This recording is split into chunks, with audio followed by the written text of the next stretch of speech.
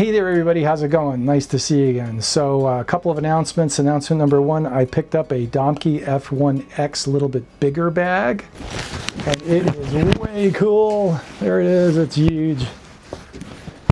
I've decided I'm not so crazy about backpacks anymore. I've kind of had it with them. I much prefer shoulder bags. And my wife has decided to take over the booking of the weddings. Haven't done that in a while. So if you go up to the Facebook link that I'll throw up here, you can check out Moonlight Photography. My wife is going to be the main photographer, and I'm going to be the technical advisor. So, I mean, obviously I'm the photographer, and she's a photographer too, but I'd be doing most of it. She'd be the client-facing part of it, and she'll do photography as well, but she'll be the client-facing part of it, which is the part that I can't stand. And nowadays, wedding photography is all female centric anyway. Brides want female photographers, so there it is. Check that out. And now, the last announcement I have to say is, if you watch this video and you like the way I espouse different viewpoints on cameras and photography, please subscribe. It's the #1 thing you can do to help out a small channel on YouTube that's actually a real human being and not some AI BS. Strike one for the humans and subscribe to a real human being. And down with the computer hegemony of oppression and woe. Fuji X-E5, where is it? There it is, no lens. Let's fix that. I'm ready for this video. Okay, there we go. There's the 35 f2 Fujicron on the Fuji X-E2. Ooh, okay. And that's what this video is about. We need to talk about it. So someone posted a comment in my X Pro 4 video, or X Pro the next generation TNG, and they said another guy who doesn't understand, or whatever he said, another guy doesn't understand the X Pro 3. You know, that's what the X-E5 is about, all right? The reason why I have an X-E5 right here, right now, is because #1, it was available on Adorama, and I figured I'd order one to see what it looks like while I could, because now they're back ordered until October. And there is no X Pro TNG, the next generation. So I don't understand the X Pro 3. I kind of do. Okay? This is a Leica M6 from 1993. It's one of 2 that I own. And the X Pro series is kinda about, at least for me anyway, and I think a lot of other people too, it's kinda about getting the digital experience of the Leica M6. Put some film in this, and I would argue that photography doesn't get any better than that. And so you could say, well, why don't you just go buy a Leica M11? Well, because the Leica M11 isn't really, how do I put this?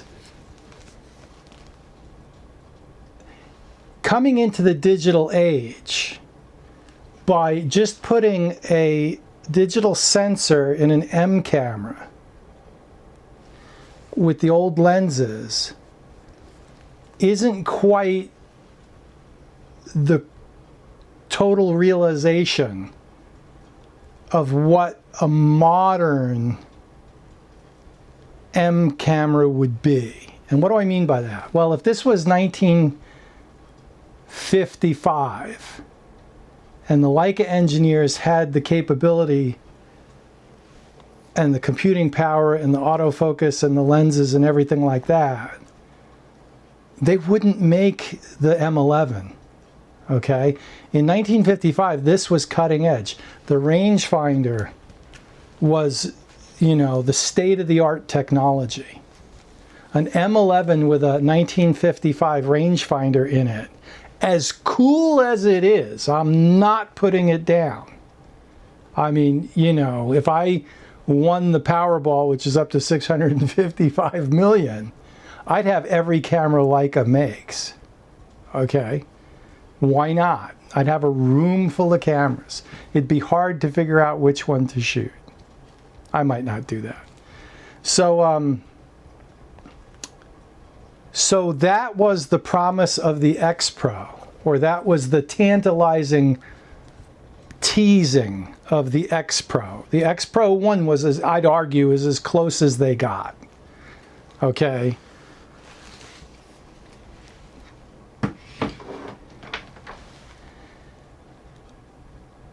The X Pro series is a reimagining of what a steampunk, if you will, Leica M6 would be.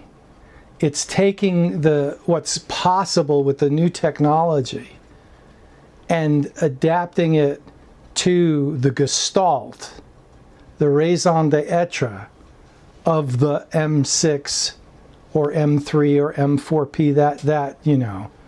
After the M6 Classic, I don't go there. That's when Leica jumped the shark as far as I'm concerned. Me personally, just an opinion.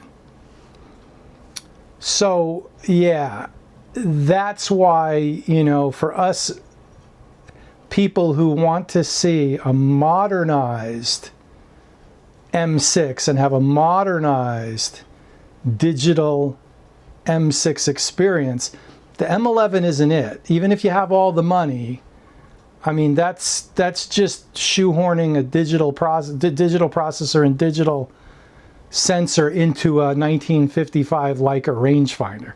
As cool as it is, it's not really realizing the full potential of all the modern technologies. And it's weird that I'm saying this, because anyone who's watched my channel for a while knows I'm a curmudgeon to a certain extent. I mean, you know, I embrace digital, but it's got to do something for me. It's, you know, the Japanese have a saying, and I have no idea what it is in Japanese, and I got this from Art Wolf.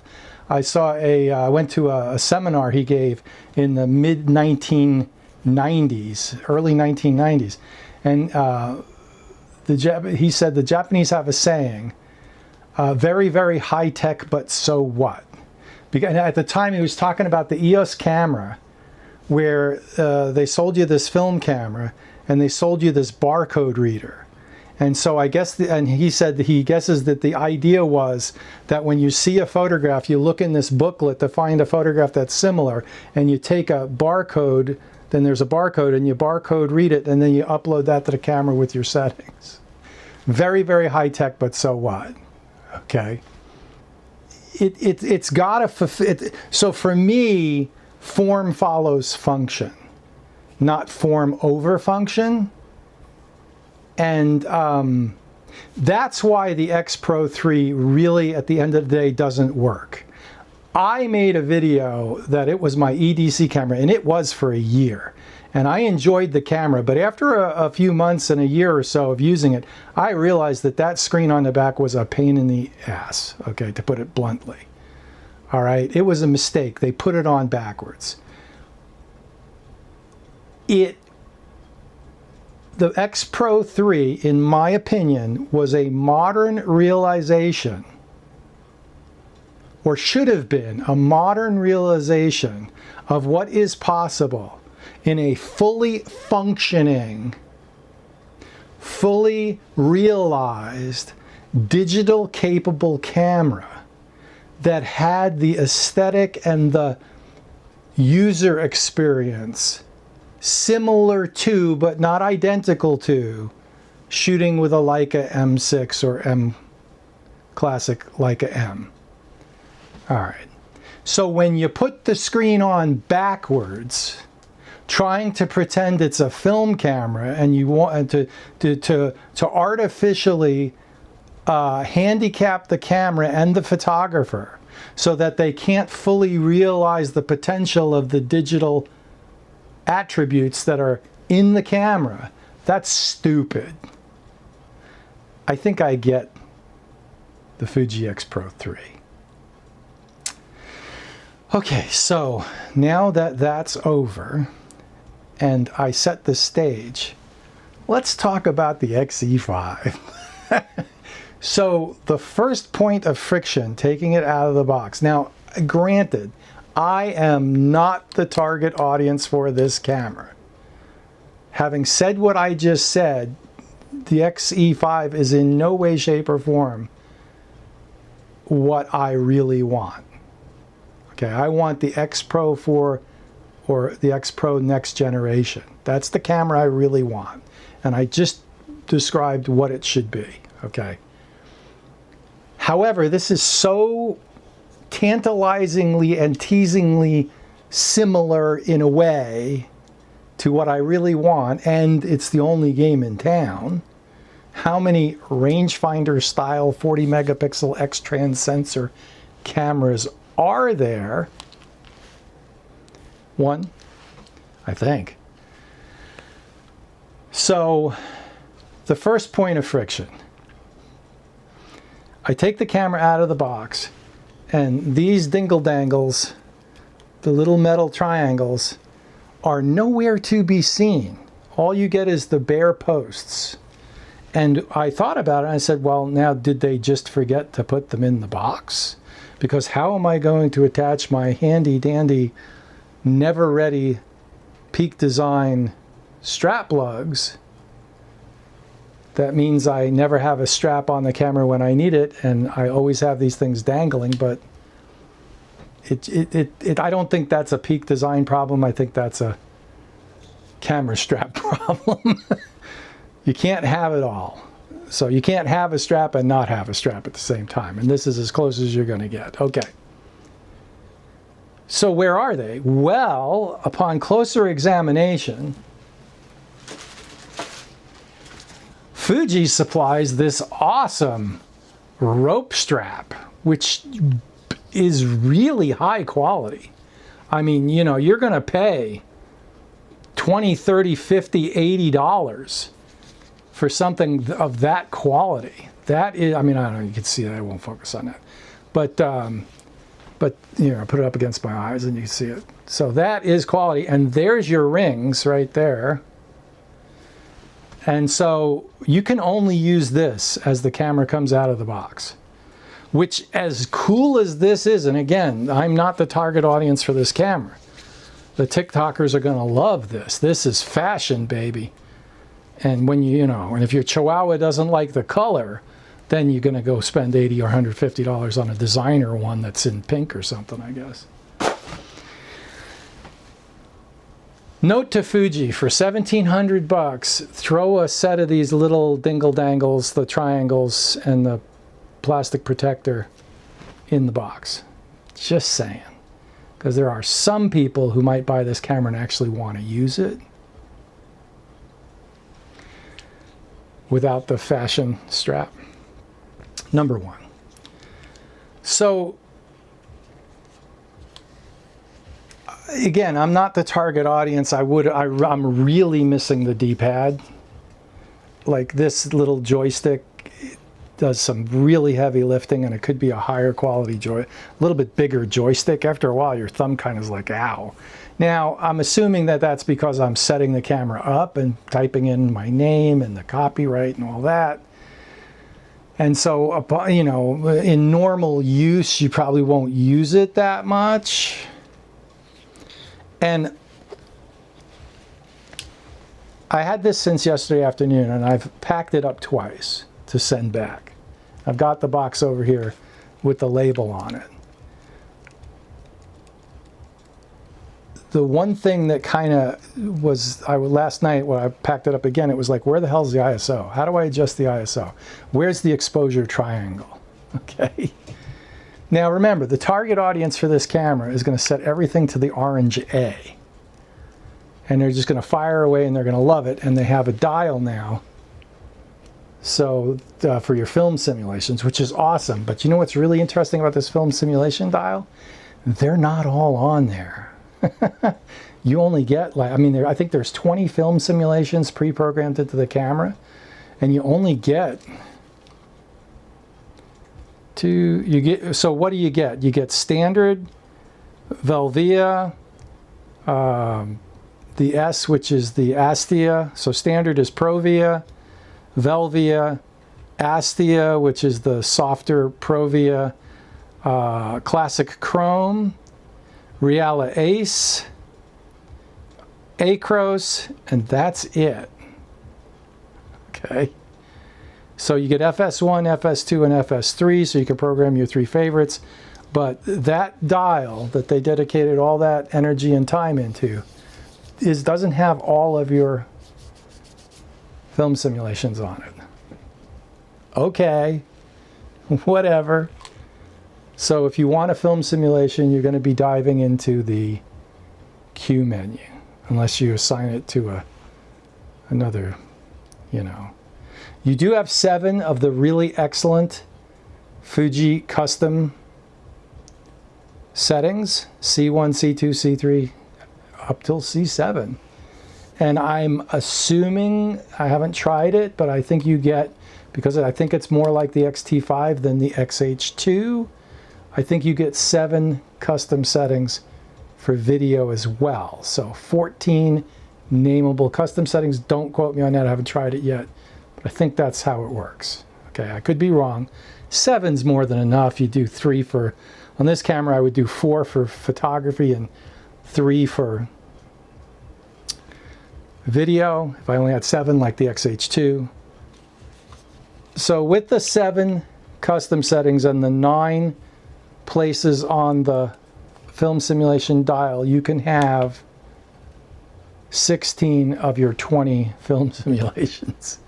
I think, you know, you can also set it to C, and at that point I'm assuming that one of these dials is going to get you film simulations somehow. I mean, there's a lot of configurability to this, but, and the more, I mean, you know, it's not extremely intuitive right out of the box. And this is a camera if you want to use it seriously and not just take pictures of your Chihuahua, toy Chihuahua, you need to configure the camera. The screen is kind of weird. It pulls out and then it flips out and then it flips up. Yeah, it's not in focus. Boy, this eye focus is sticky. So there you go. And so you can do video with it, which is cool. With the ribbon cable fiasco of the X Pro 3, that's kind of sketchy. I could see where if you used this camera a lot like that, you would be buying a new ribbon cable off of eBay and replacing it yourself.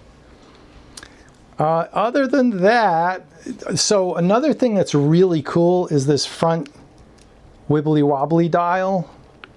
And you've got like 1, 2, 3, 4, 5 custom buttons out right there. So in a way, it kind of makes up for the lack of the D-pad buttons, but I haven't quite figured out what I want to do with that. And so, yeah, it's a weird camera, you know. At $1,200, like, it's great. At $1,500, it's like maybe. At $1,700, it's like, ouch. Not sure it's worth that. You're paying more for form than you are for function.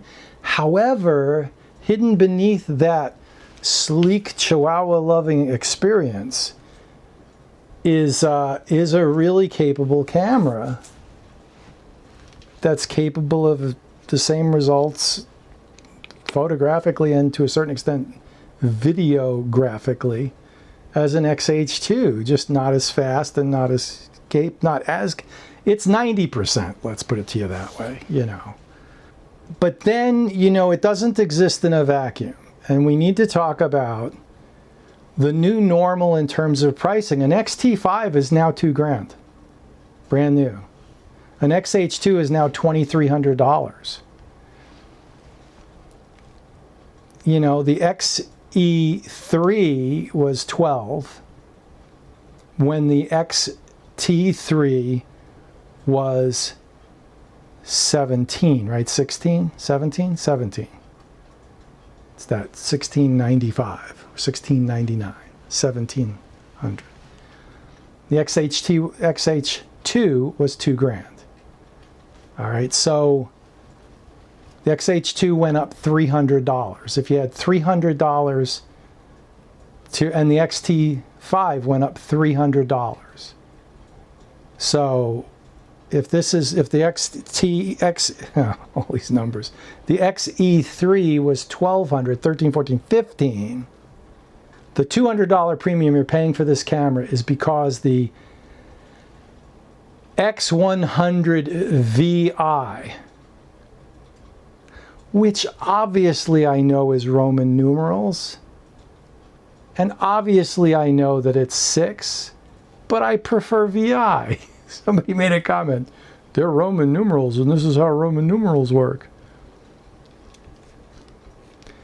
Thank you for that illumination.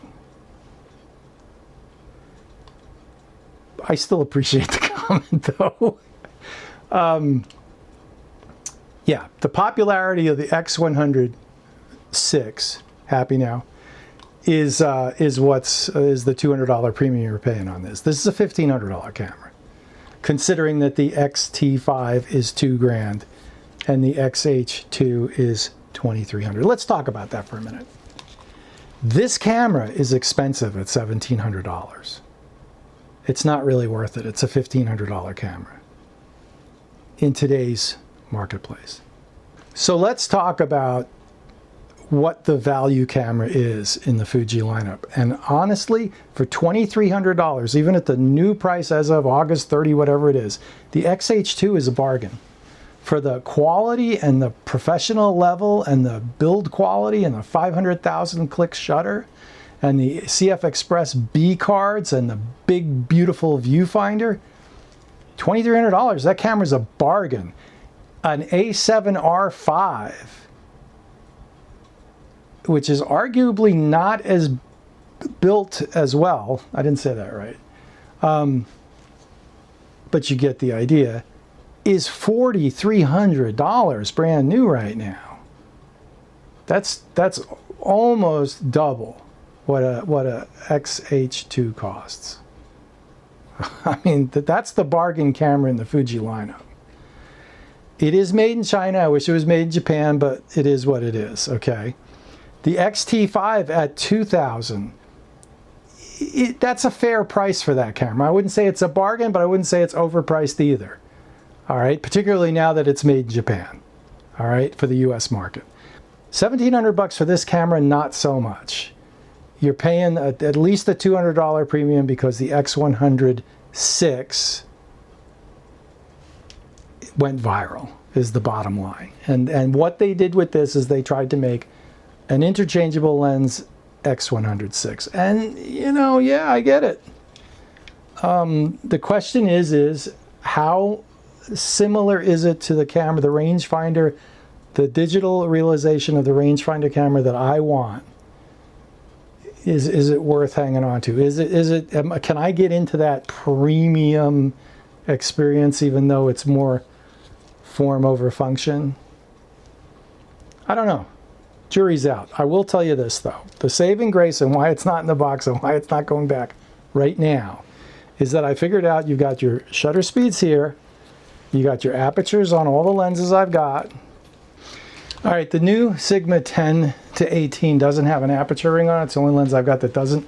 But again, it's not that big a deal because all you have to do is push in the front button and you can toggle between film simulation, ISO, and aperture. So the front wheel does 3 different things, and that still maintains the film triangle to a certain extent. You just have to toggle back and forth between ISO and aperture. I don't expect to be using the 10 to 18 that frequently with this camera.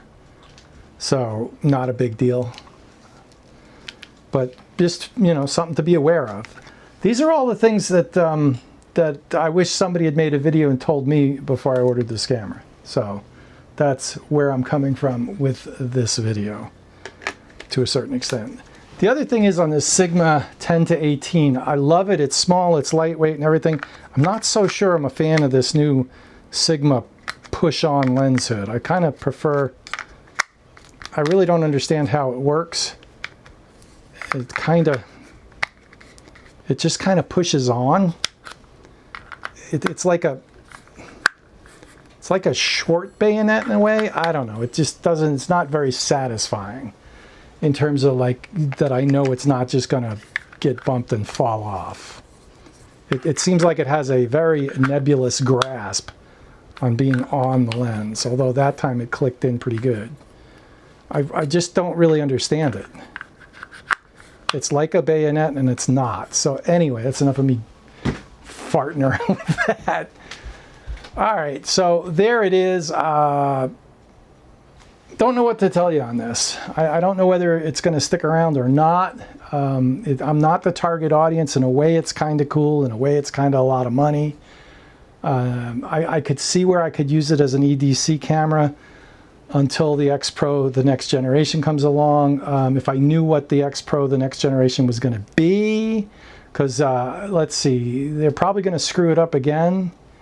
So this might be the only game in town. Is it worth $1,700 to me? I don't know. I think I'd rather have an XH2, although that's twice the size and, you know, but not for the same purposes. I don't know. Jury's out. I can't say anything more than that. All right, well, there it is. Thanks for watching. I really appreciate it. Again, please subscribe. It's the #1 thing you can do to subvert the Terminator documentary scenario that's in our future. And subscribe to a real human being that's not AI, who is telling you like it is, and that would be awesome. So we'll see you out there, with or without an X-E5. We'll see what happens. Not sure. 50-50. It's cool. It's not cool. You heard that. See ya. Bye.